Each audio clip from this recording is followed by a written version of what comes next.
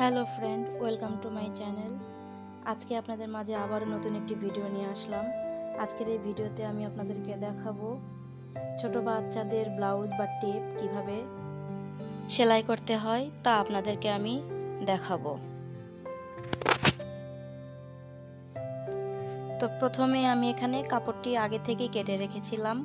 কাটার ভিডিওটা এখানে আমি একসাথে দেইনি, কাটার ভিডিওটা আমার চ্যানেলে দেওয়া আছে, আপনারা চাইলে আমার চ্যানেলটা ঘুরে দেখতে পারেন। তো বন্ধুরা, আমি এখানে কেটে রেখেছি কাপড়টিকে আগেই।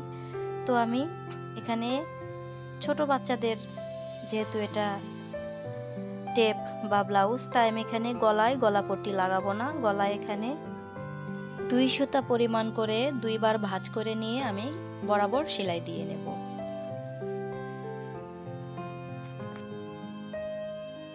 তো এভাবে গোল করে ঘুরিয়ে ঘুরিয়ে সেলাইটা দিয়ে নেব বন্ধুরা।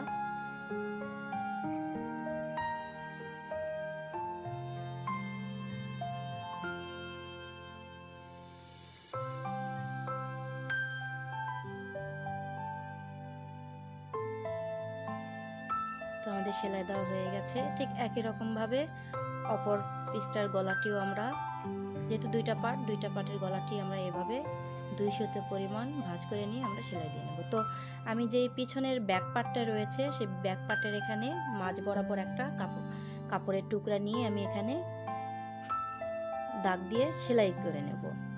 তো এটা হচ্ছে ফিতা লাগানোর জন্য। এখানে আমি একটা ডিজাইন করে নিচ্ছি। দেখুন বন্ধুরা, ঘুরিয়ে ঘুরিয়ে এভাবে সেলাই করতে হবে। একটা আনকমন একটা ডিজাইন। আপনারা এটা যে কোনো বড়দের জামার সঙ্গেও আপনারা বানিয়ে নিতে পারেন।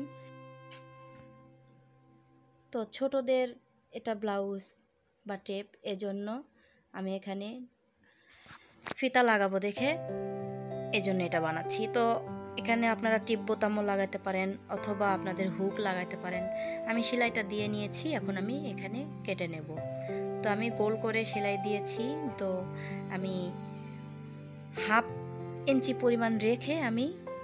পরিমাণ কাপড় রেখে আমি সেলাইয়ের ধার দিয়ে কেটে নেব। তো আমি হাফ ইঞ্চি পরিমাণ করে কাপড় রেখে দিয়েছি। এখন ছোট ছোট কাট বসিয়ে দেব।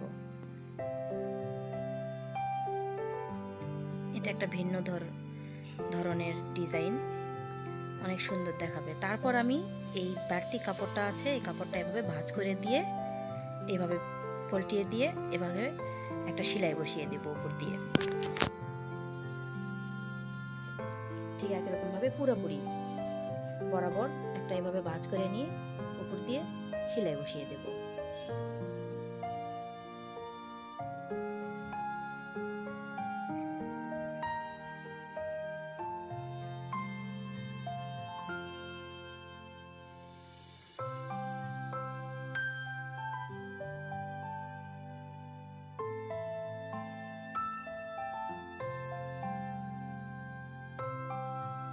এই দেখুন বন্ধুরা, আমাদের সেলাই দেওয়া হয়ে গেছে। এখন আমরা 2 কিনারে ফিতা লাগাবো। ইচ্ছা করলে আপনারা হুক লাগাতে পারেন। কত সুন্দর একটা ডিজাইনের হয়েছে। তো এবার সামনের পাটটা জয়েন দেব।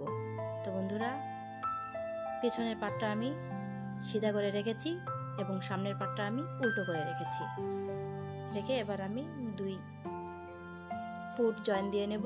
তারপর আমি 2 সাইড জয়েন দেব।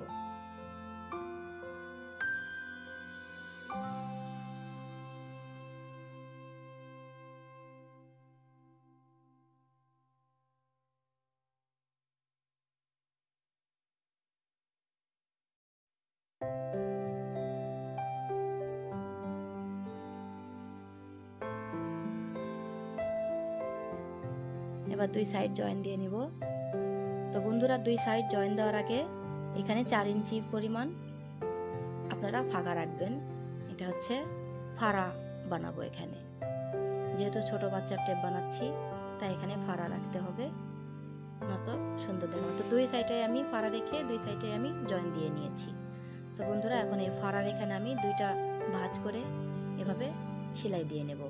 কামিজ যেভাবে সেলাই করে এভাবে 2টা ভাঁজ দিয়ে আমি এভাবে 2 দিকে ভাঁজ দিয়ে সেলাই করে নেব।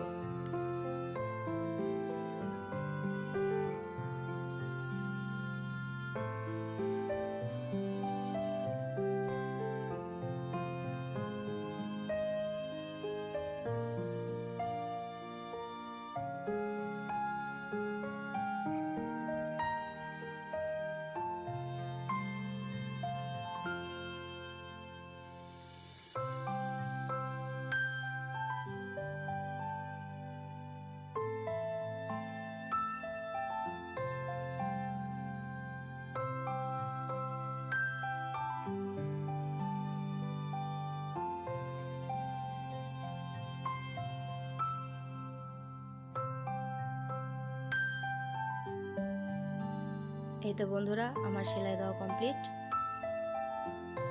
এখন আমি ফাড়া সেলাই করে নিয়েছি। এবার আমি ঝুল দুইবার এভাবে ভাঁজ দিয়ে সেলাই করে নেব। উল্টো সাইডটা সেলাই করতে হবে বন্ধুরা, মনে রাখবেন।